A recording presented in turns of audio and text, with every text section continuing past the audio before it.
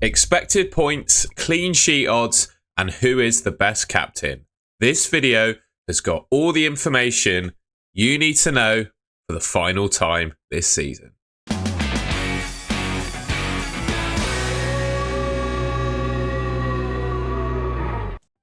Okay, so I'm going to go through all of the positions as I normally do. Usually I look at a 1 game week view and then a 5 game week view, but we've got 1 game week left. So I think this Ultimate Guide video, it's going to be a little bit shorter than my usual ones, but we'll go through the expected points regardless. So top, we've got Raya, who's got Southampton away. Obviously, pretty good fixture for him. 5 expected points there. Flecken against Wolves.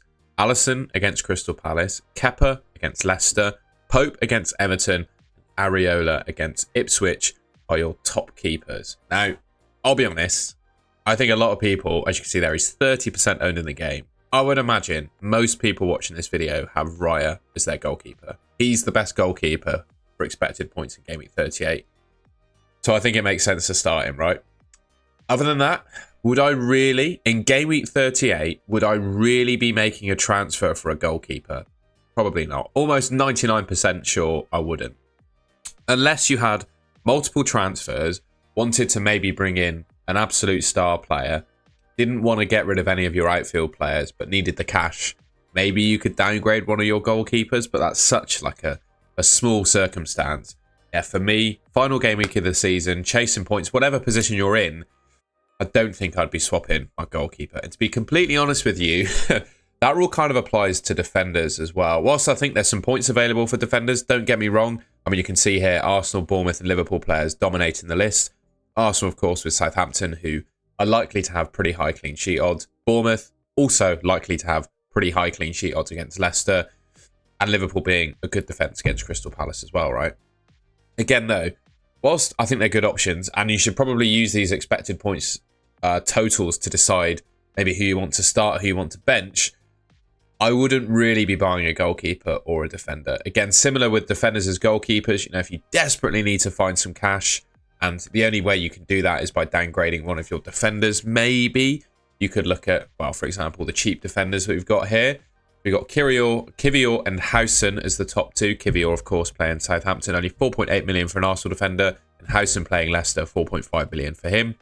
Burn and Livramento both against Everton. They do all right in that game, to be fair. You've got Wan-Bissaka against Ipswich and Zabarnyi against Leicester as well. Slightly cheaper than Howson, but I just don't think it's worth the difference. Howson offers far more attacking threat than Zabarnyi does. So I've gone through it quickly, but that's a view of the top defenders for expected points, both, you know, expensive and cheap ones.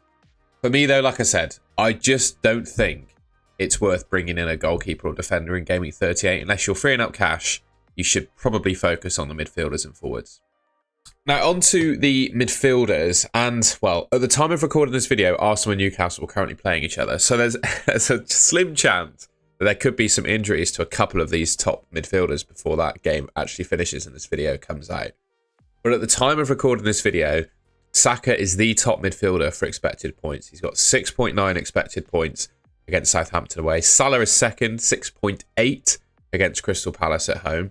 Martinelli, 5.6. Semenyo, De Bruyne and Palmer are your other top midfielders. Interesting couple of bits of analysis here. Salah is still really high on the list. There's 0.1 expected points between him and Saka, right? Also, I think there'll be question marks as to what kind of performance level Liverpool will get to against Palace. Obviously, they've been on holiday in Dubai this week, right? So that's pretty telling in terms of, you know, their on the beachness. But it could also mean, well, they're going to play on Monday as well. So we're not going to know until Monday plays out, basically, as to how Liverpool are looking against Brighton. But I think it's a bit in between, really, as to whether they're going to be on the beach or not for that game. Because it's the trophy lifting game, right? It's the game where they'll lift the Premier League trophy in front of fans for, like, the first actual time. Because they did during COVID, but not in front of fans, right? How will Liverpool play in that game? I'm not sure. Which I think is probably reflected in these expected points, to be honest. You know, Salah could have a worldie game. Liverpool could absolutely blow Crystal Palace away. Not forgetting, of course, Crystal Palace just won the FA Cup. So effectively their season is pretty much over, I would say. That's, you know, the crowning achievement of their season. So they're not going to be motivated very much either.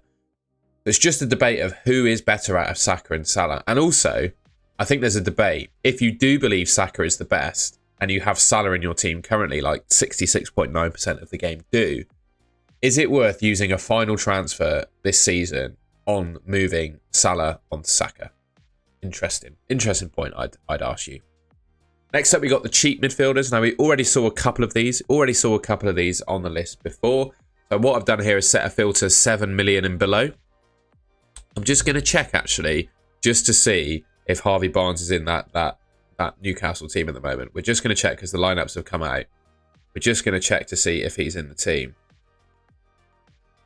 Bear with, my phone's just loading up. Harvey Barnes. I like him as an option, but what are his minutes realistically going to be like? He started up front today with Anthony Gordon and Callum Wilson. He probably does play, doesn't he, against Everton, so I think he could be a good option.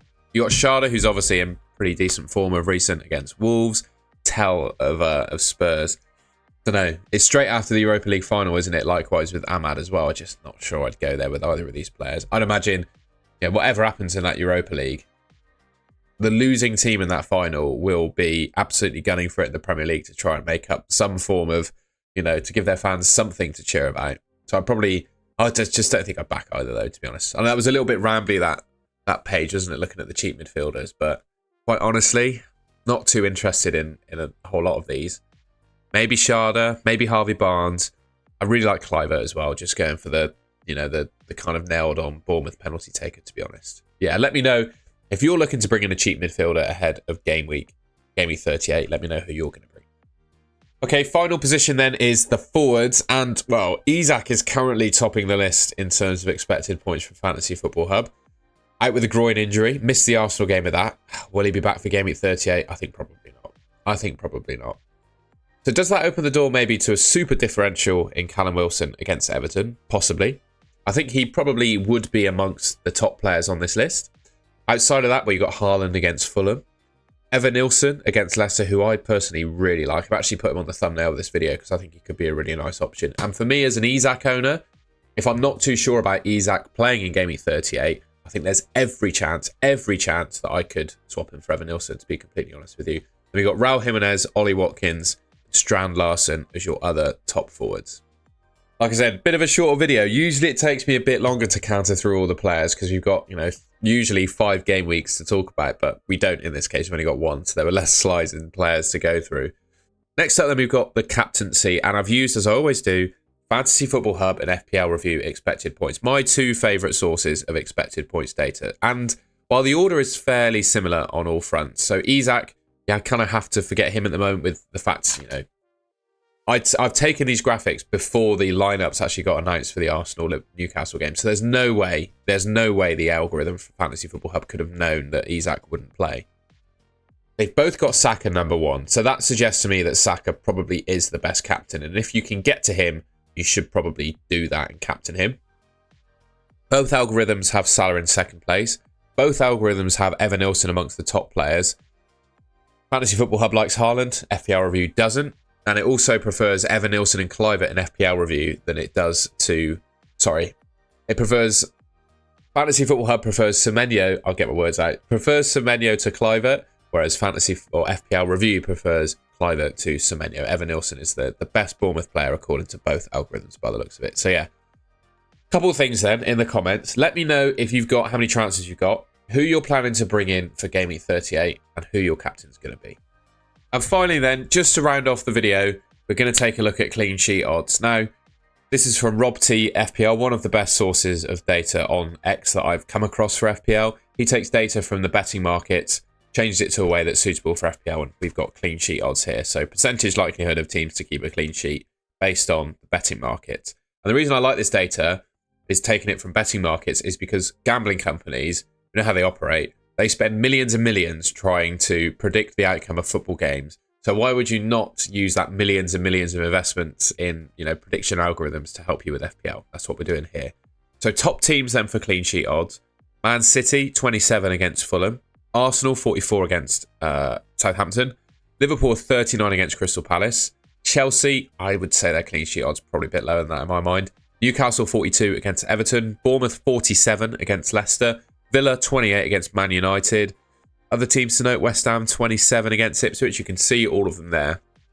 Like I said, if it were me, I don't think I would be bringing in defenders this week unless I was doing so to fund other moves. This is just probably to help you decide who to start and bench. So, yeah, that takes you through all the content. We've got expected points, who the best captain is, clean sheet odds.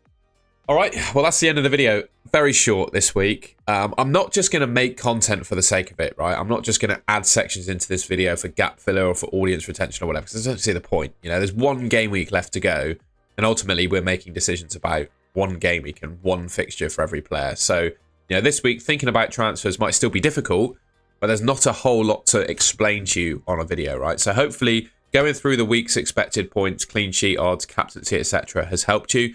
I asked when talking about some of the players, let me know how many transfers you have, who you're planning to bring in, and who your captain's going to be. I'd really appreciate that. And yeah, please leave a like rating on the video. I would really appreciate that too. Like I said, let me know in the comments about that. And if you haven't already enjoyed this video and want to see more from me, you can subscribe to the Goal to Goal channel. Should be just there, right there on your screen. Yeah, that just leaves me to say thank you very much for watching, and I'll catch you in the next one.